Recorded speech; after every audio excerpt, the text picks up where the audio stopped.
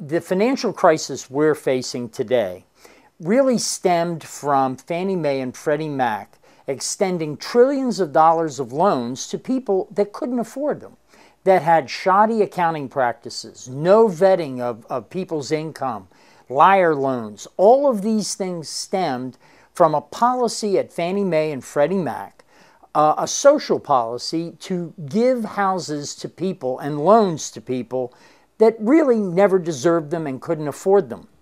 Then taking those loans and injecting them into the financial system in the United States and throughout the world, flooding the entire financial system with bad credit.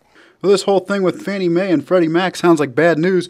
One would think that a responsible leader such as Massachusetts Congressman Barney Frank could have done something about it. But did he? Barney Frank sat on the House committee that overlooked that and oversaw and was responsible for supervising Fannie Mae and Freddie Mac. And years on years, he refused to impose any type of oversight and standard.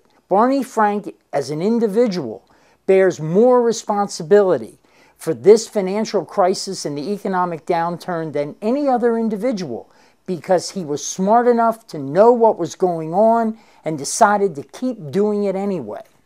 In fact, you might remember Barney Frank covering up for any concerns about a pending crisis way back in 2004.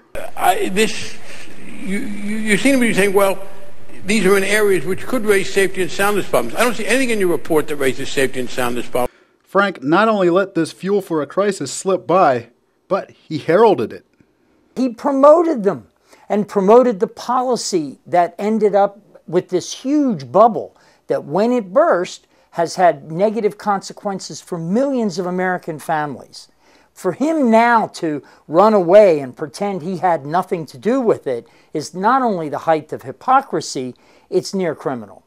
Frank is a long-serving congressman from a blue state.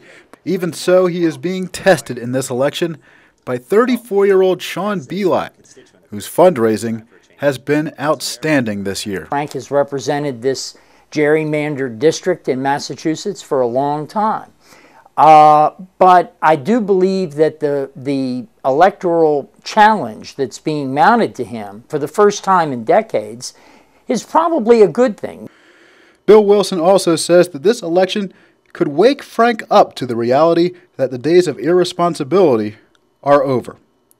Frank McCaffrey, Americans for Limited Government.